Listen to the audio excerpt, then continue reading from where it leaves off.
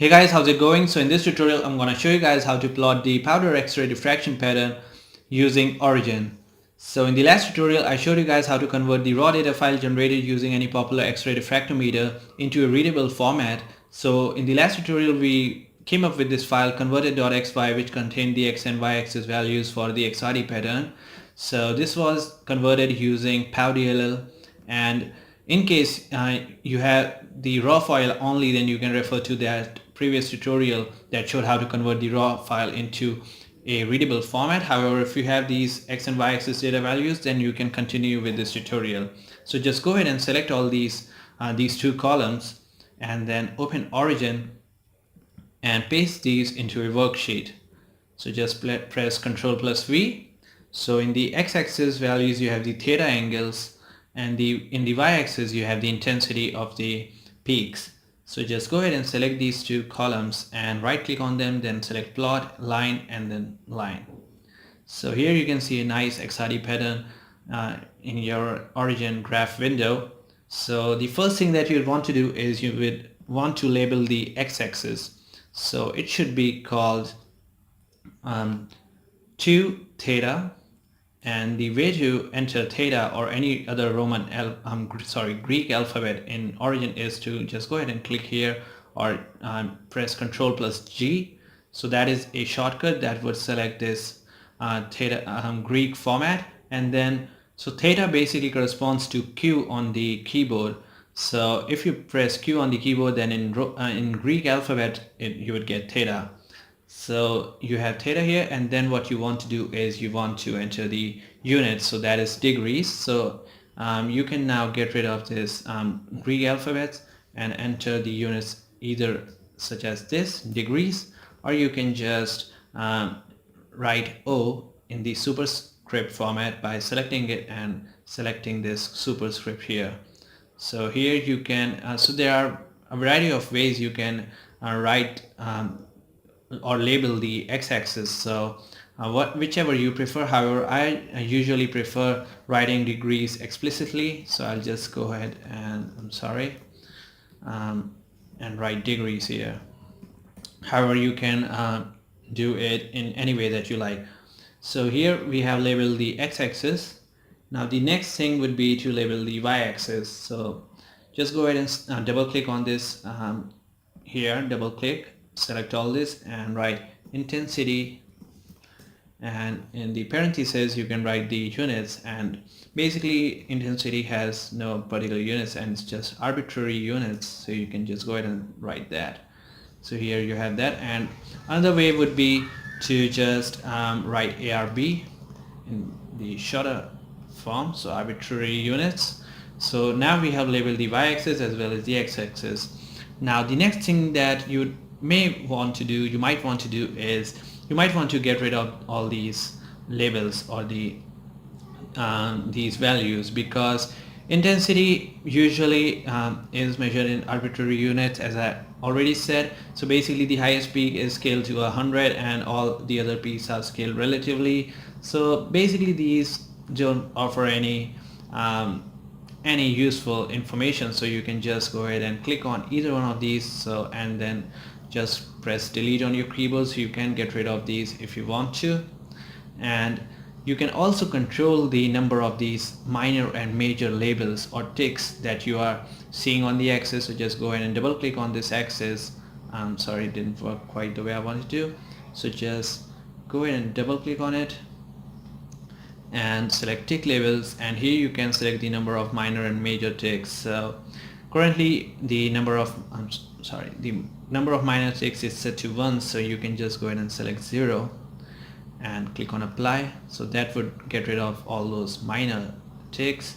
And you can also select the range from which the y-axis is starting. So currently it is started from -20, so you can choose 0 instead of that if you want to. So that would just bring the whole graph down. However, usually I've seen it's better to have that kind of offset, so I'll just go ahead with -20. However, it totally depends on you what you want to do with your graph.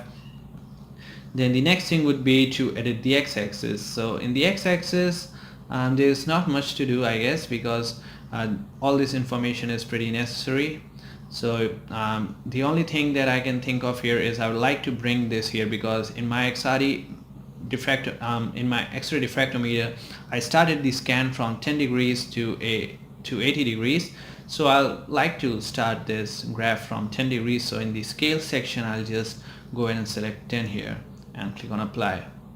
So that would start the graph from the origin, or at least from the 0 x-axis. And then what else? So this is all basically pretty much it. However, you can do further changes, like in case you want to provide more than a single minor tick in the x-axis, then you can again go to scale and select the number of minor ticks as 5 or whatever you want. So here you will get more minor ticks in case you want to, or you can get rid of them altogether. So there's a lot of customization that you can do in Origin. So that's it. And one last thing that you need to do is you need to label these peaks. So usually the peaks are labeled through the Miller indices corresponding to the H-scale planes. So to label those, what you can do is basically just pretty much copy this text box right here. So just click on it and then press Ctrl+C on your keyboard, and then just press Ctrl+V in near different peaks. So just click with your mouse and then press Ctrl+V. So you are pasted this text box in a lot of peak locations, and then what you can do is just double click on it and write down the index of the peak. So let's say the first peak was 100. The first peak was corresponding to the 100 plane, so you can just go ahead and do that. Then double click on this and select or write down any other plane like 102. So that way you can basically, then again you can copy these and then paste them on different peaks, and that way you can label your peaks with the corresponding H-scale indices, or the Miller indices, that is. So that is how you would label the peaks. And finally you can basically in the legend you can write down whatever this black line corresponds to. In my case it is basically the alpha Fe2O3. So again, alpha can be written using the Greek notation by pressing Ctrl+G on the keyboard and writing A, and then Ctrl+G back, and then Fe2O3.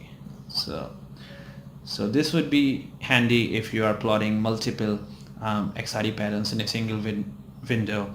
And I'll make another tutorial that shows you how to plot multiple XRD patterns in a single window using the stack plot. So here is that option in the stack plot. So you can just in the next tutorial I'll show you how to perform a stack plot. So probably we'll be using stack lines by Y offset in that video. So that would be your answer if you want to plot multiple XRD patterns in a single window. So that's it for this tutorial. I hope I have covered all the necessary basics. And one more thing you can do with the peaks is you can analyze them to calculate the crystallite size using the Scherer formula.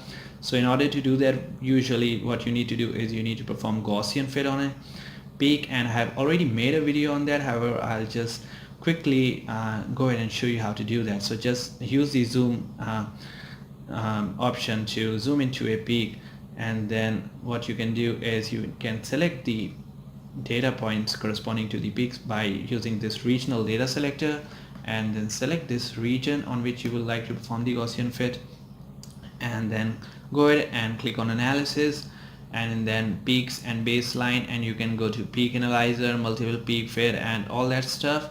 So I'll not show that whole process in detail in this video because I've already made a tutorial on that, so you can just go ahead and check that out. However, for this tutorial you can just clearly see that it is only using the selected data points that I have provided, and then you can select the peak functions. In my case I'll be using Gaussian, and then just go ahead and click on OK, and then you can just go ahead and double click on the peak. So here it is, and then click on fit,